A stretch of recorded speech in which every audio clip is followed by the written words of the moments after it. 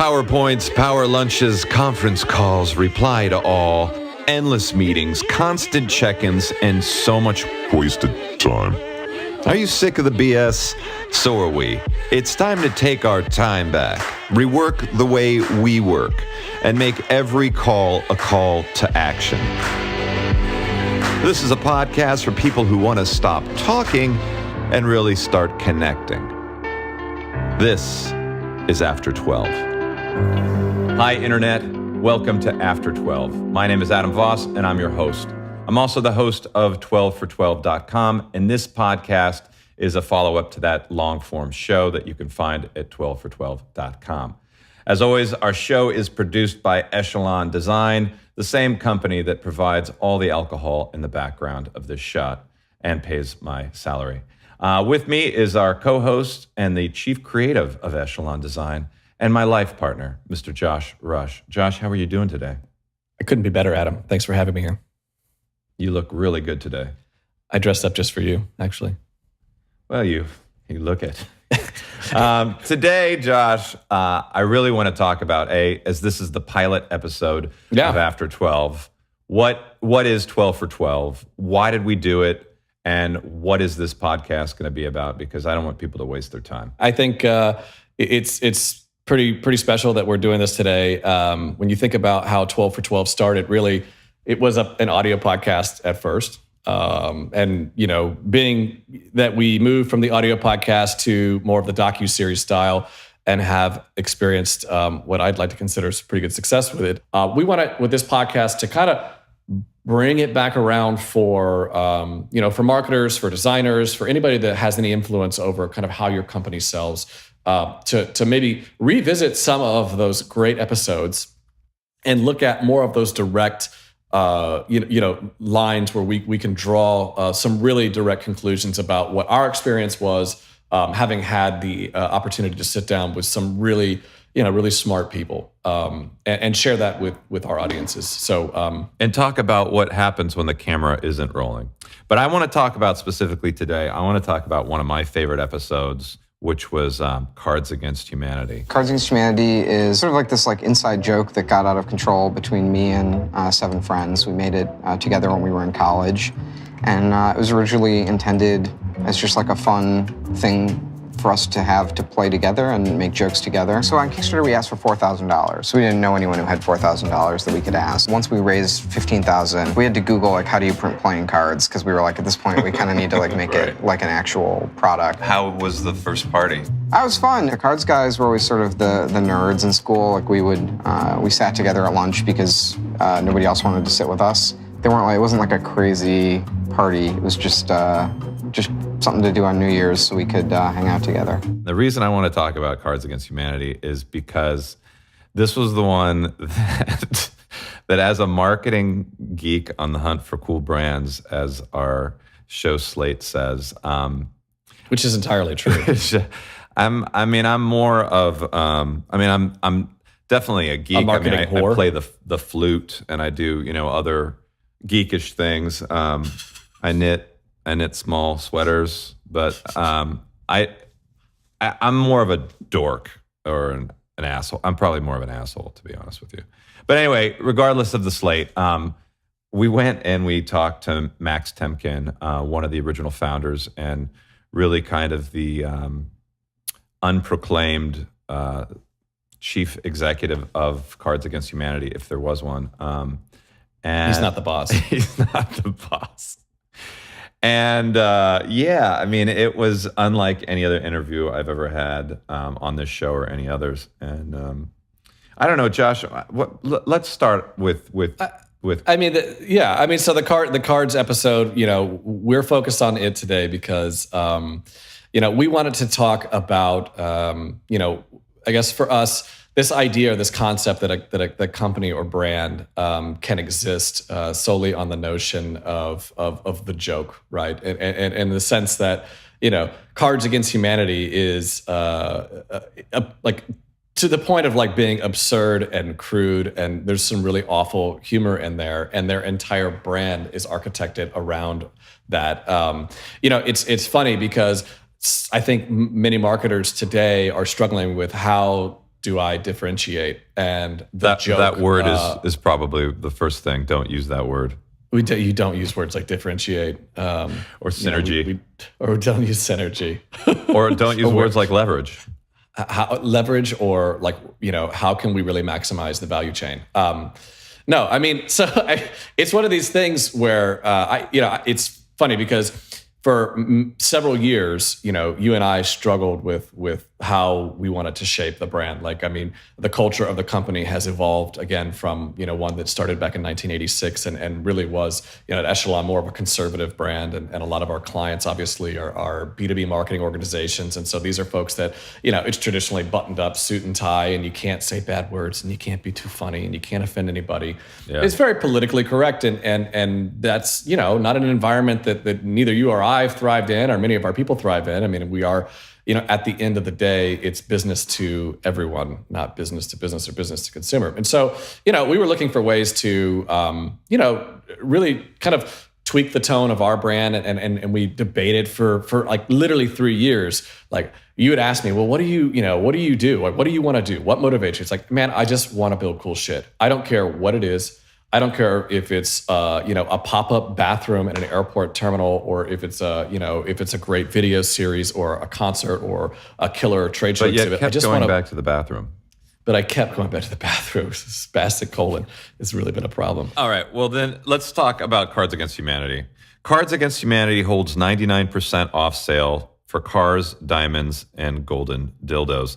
This is the very best Black Friday sale of all, as noted by The Verge online. For the last few years, we've done these sort of Black Friday sales. Like, everyone's doing some bullshit on Black Friday. No one gives a shit about the people who buy their things. They just want to extract the most money out of them that they can. Yep. And people bend over backwards having some sort of contortion to be like, oh, we love our customers and we're gonna give you these deals because it's like subconsciously people clearly understand that that's manipulative and that it's obviously in the interest of the seller to do these things. The first year we came up with this idea of like, let's raise all our prices by $5. So we did a $5 more Black Friday sale. It was a funnier and more honest position to take, to be like, yeah, we want your money. So here's the ploy that we've come up with to like capture your attention and money. This year, with their disdain for the capitalistic holiday, they rose to an absurd new extreme with a 99% off sale on a rotating series of expensive and spectacularly bizarre items. Holy, quote unquote, holy fuck, have we got some deals, reads the official website. Quote, every 10 minutes, a new deal will go live on this page. Don't be frightened by the deals. Just click and let the savings wash over you. Now, Josh, as you're somebody that looks at P&L, and I refuse to, you know what an incredible cost that may have been to them. But I guarantee the fandom that went with that display of incredible absurdity is worth every penny. Well, I mean, and that's the thing. And when I look back on, the time spent with Max, I mean, he was such a how do I put this lightly? But I mean, he's a bit of a douchebag, right? I mean, he's smart and he knows he's smart. And I'm not saying that, Max. And he plays that card. Get out of my mind, Max. I am. I hope the fans begin to troll, because then it means that at least somebody's watching this show right now. Well, the Max trolled us right after on Twitter. He changed his Twitter handle to a marketing geek on the hunt for cool brands. I love the comment that somebody said, really, a hoodie with a sports coat? I thought that... I'm wearing a hoodie now. When was that? Well, I thought that was no longer cool.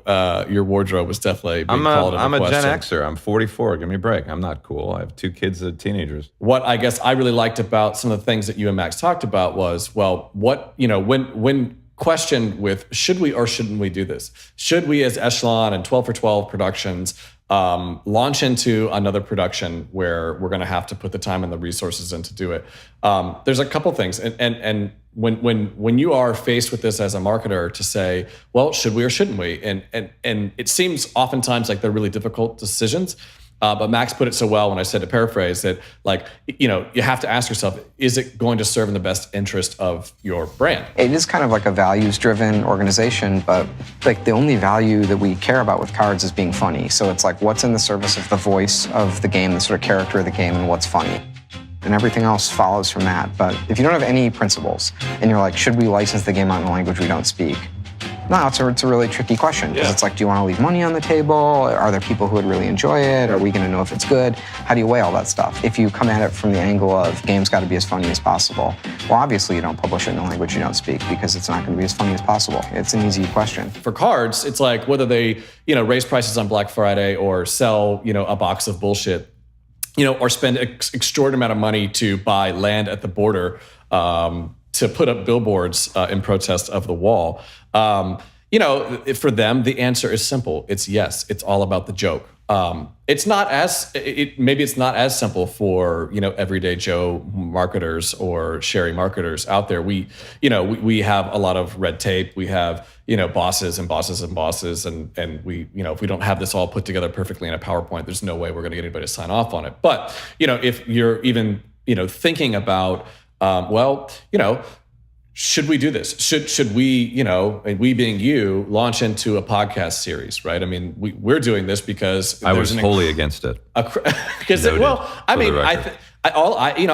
a podcaster. It's like you and I are not podcast guys. Like, so this for us is brand new, but we know that there's a large majority of our potential audience or people that would work with us that are tuning in while they're at work. It is kind of an I don't want to say an empty channel, but there's not as much noise in this channel right now, and we have the freedom to just kind of blab on. So I mean, you can ask yourself like, okay, well, there's does this serve in the best interest of the brand? And I also like this idea of like adopting a mentality or a mantra of why the hell not, right? Why the hell not? If it serves in the best interest of the brand, why the hell not? Yeah, I mean, well, that's the whole heart of and soul of cards, is that they are uniquely themselves, and they're not going to apologize for being themselves. And I think so many companies take a position of apology because the consumer is king. I mean, really, the consumer is everything now, and if you piss off the consumer, then you're in trouble. But with Cards Against Humanity, the whole notion is to the integrity of the joke, and their brand is really every customer interaction that shows that they have integrity. And I've felt this in my own life when I've done comedy or I've done comedic band stuff. It's like people think that just because you're a jagoff or an asshole, you don't have integrity. And I would almost say that's kind of this great duality with Max and the company, is that they're actually not assholes. They are just totally unique, and they're not going to apologize for being unique. And really, until we talked to Max was the first person that said, well, you're throwing this word brand out. What is a brand? The idea of like just thinking about like the brand is sort of a weird thing. Do you not like thinking of yourself as a brand? Oh, well, what's a brand? How do you want to define a brand? That's a good question in itself. I mean, I would say a brand is something that you can affix value to, or I mean, a brand could be my name, your name, the company. Are you a brand? If anybody could be a brand, then anything can be a brand. And then again, you're just speaking in words like leverage or synergy or, existential crisis. Ease. Yeah. And I mean, so the second tenet, really be unique. Don't copy anyone. Don't look at the competition and say, apples to apples did this, so we're going to do this. Just do your own thing. Be your own thing. Yeah, I mean, and we always say here that if you're really and truly worried about the competition, you've got bigger problems, right? Yeah. So yeah. I agree. And again, I mean, it's kind of interesting because, again, for probably our immediate audience of people that would be listening to this show or watching this show first, you have a conservative, marketing organization, or you're within that, or you're confined or constrained by it. For consumer brands that are traditionally consumer brands that have that kind of freedom to take chances, you aren't as afraid. And again, it's so tough because it's so easy for us to like look at. We were chatting about this, the other day. It's like, well, look at what Nike has just done with its JDI, with its Just Do It campaign with Colin Kaepernick. Obviously, it's like an issue that's already at a flashpoint. and they just, drop in, a little extra fuel, and I managed to piss off a large, portion of people who would probably find themselves on the right side of the spectrum in this country and still win. Huge. I mean, like the results of that campaign have only further endeared them with the target market that they're trying to hit. And the people who would even disagree with it are still buying their gear because, it is front and center. So, I mean, it's like, but not every company is going to be able to take that kind of risk, right? Or there is at least we're human beings. I mean, even risk. Max, like, my notion of playing the game with local Chicago celebrities at a bar where we can have some cocktails, it was predicated by his kind of rebuttal. No one's going to think it's fun. It's going to look produced or staged. I just found an email from him the other day, and I was just thinking, all right, maybe it will, but like the game is itself. And if we're ourself, we're going to have a good time. I just think, one of the ironies of human nature is that their brand is totally based on this yes and improv comedy premise. But as human beings, we are also living as our own worst enemies and blocking kind of what we think would be stupid. So we say no, we don't go for it. You know what I mean?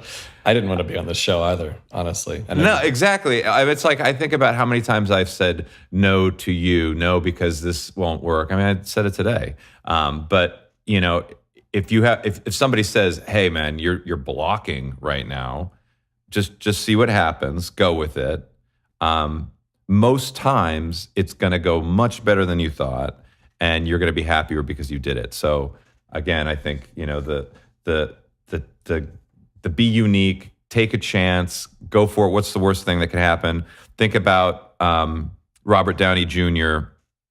in Tropic Thunder, playing an Australian who's in blackface, playing Vietnam, War sergeant, in the jungle, and giving a speech about never going full retard, but yet he as an actor is very meta. He's definitely going full retard. This brings up the fifth point. I don't even know if we've covered 3, but this is definitely point number 5 that we'd like to address on the show today, which is take a stand, but stay on brand. Never go full retard. Yeah, right. Well, I mean, stay on brand. And if your brand is about like pushing the envelope, which is what Cards brand is about. I mean, it's funny. Like when we asked Max Temkin what his favorite card was, he said it was geese. Now that is when you know that you've pushed the boundary of comedy so far that the word geese is hysterical. And, it's almost like a higher point of like comedic evolution where you're just like, yes, I really think it was just another thumb in your eye. I don't know, maybe. I think geese is pretty funny. I mean, it's funny the way we cut it in the episode, but like when he said it, you had this look like you have this tendency of getting nervous and like pulling eyebrows or like fidgeting with your beard. And I remember being on set. That's why I carry these. this is like, you're just working it like this. It was like, oh my God, this guy's freaking killing me. He's totally killing me right now. I went to the bathroom and put on like stage makeup and I did this. I got to tell you, I don't know why we don't have any alcohol in here right now. I'm gonna have to talk to my producer who's left the room because he's trying to figure out whether or not we have our podcast studio for another few minutes. We're working on that. We're almost done. I think the last point, and I mentioned it earlier, is integrity. We've talked about, have like why the hell not approach, be unique, be the brand in everything you do. I think one of the things is, with Cards Against Humanity is they give a ton of attitude, but they really give back. If you happen to be one of the horrible people who have purchased the game, you can feel slightly less horrible knowing that the Cards Against Humanity team has put your money to good use. The Cards team has made serious philanthropy one of the core values in a very funny business. They are one of the most philanthropic companies I think we've talked with. And again, like I said earlier, socially and politically charged, from the point of like, buying a plot of land on the Mexican-U.S. border so they could they could thwart Donald Trump's wall to, giving to World Busters and the Sunlight Foundation and EFF and Donors Choose and the Wikimedia Foundation and the Chicago Design Museum, and they keep giving to political campaigns that are doing righteous things. I think that's impressive to me, and I think that's what more companies need to do. Yeah. No, I agree, and I think for me, when I think about the Defying convention, it's like, just because the other cool kids in school are doing it too, it's like you don't, like right now the trend is to, be, racier, to be more full retard, basically. It's like we want to take all these chances. It's like, it's okay not to as well. Like if it doesn't call for it, like, I mean, if you are, we've got some clients like this too. I mean, it's like we are an aftermarkets, manufacturer of a thing that goes into the very tail end of a thing. It probably doesn't make sense to push the boundaries too far. It's okay, I would say, to defy convention, which is currently trending towards taking more chances and being riskier and trying to be, the joke or be funny. It's like, maybe not. Maybe it's okay to just stay the course. You're there for a reason. It's okay. You don't need to change. It doesn't mean you don't need to make good, high quality content and killer exhibits. Keep coming to us. Well, no, I think, you do you, as like, my son and daughter say to me. It's like, especially in Palm Springs. Especially in Palm Springs, where we currently are. No, I just think like, the cards team is doing what they love doing. They're doing it well. They're the #1 analog game ever sold on Amazon, and currently still the reigning champ. And they don't care. I mean, clearly 99% off sale on selected goods that pop up. They do care. They care about the joke. They care exactly. They don't care about the money. I think they care about the money too, because they know that if the joke is good, the money will come. If they didn't make money, they probably wouldn't care or not care as much. Yeah, you're right. I mean, but I don't think their driving passion in the business is the money. I think if this was still a fledgling, card game that nobody bought, but they still loved, they'd still do it. That's another good point. Like the moment when he said they finally made it, like, and it wasn't serious. It's never been serious, but it was a real business, and they had to, figure out how to do it. It was like that moment, where he said, how did he say? It's like, when you finally make it, like for you and me, right? I mean, for 12 for 12, I think our end all be all goal would be, to reach some level of status where we had hundreds of thousands of people tuning in to watch, our episodes and maybe one day the podcast. For us, we would feel like we made it and we were successful, and it would just motivate us to do more. But for Max, he said, like, that moment where they reached success, it was like, taking something you love and then immediately, robbing you of all the joy of that thing that you wanted to do. And that's a really long way to paraphrase what he said. Clearly, because I don't think he plays the game much anymore. And I think when he played with us and we wanted to show that it was a fun game, I mean, to be honest, at that point, I had never played it. I had only heard about it. And I played it live on camera with, the head production officer for DDB, the guy that runs the Bulls halftime show. Some douche with an acoustic guitar. Hysterical comedian. And then Karen Harold, who designs all the great restaurants in Chicago for Studio K. Yeah, man, it was fun. And then Max. It was an awesome game. I love the game. Now I own the game. And when's the last time you played it? I haven't played it since that day. No. I think the last time I played it was like a month ago. It was a month ago. Just be honest. Don't lie to me. It was a month and a year ago. A month and a year ago. We started and we stopped. But we thought about it. I don't know who you're talking about. We had talked about at one point, we were trying to think of like funny little bits because like as we get further along in the show and we hope that we do more than one of these, which we will, that it actually gets better, kind of like our 12 for 12 show started out like it was good. Pretty awful. Yeah, it was okay. I probably better than what this first podcast is going to be, but I think we've this only got podcast to go would from be here. better if we were in the same spot. I mean, you're outside of Atlanta. I'm in Palm Springs. It's kind of like one of those commercials for like kids that are special needs that need like a robot assisted iPad. That's what I feel like right now. Is that not okay to say? I shouldn't say that. I think you're better off saying full retard. So just cut that out there. Well, that concludes the first episode of our show. I hope everyone out there is happy that this isn't a regular time signature. I don't think this is ever going to be a straight length. Just as we say on 12 for 12, I've only got 12 minutes to tell their story. We've only got less than 43 minutes to tell the podcast. So thank you for everyone out there that's tuned in. Tune in next time when we talk about another episode of 12 for 12. But until then, Josh, closing word is... Marketing geeks. Ladies and gentlemen, that concludes episode 1 of After 12, our podcast series. But join us next time in a few weeks when we'll have the second episode fully edited. Until then, enjoy a good book at home. Reading is not overrated.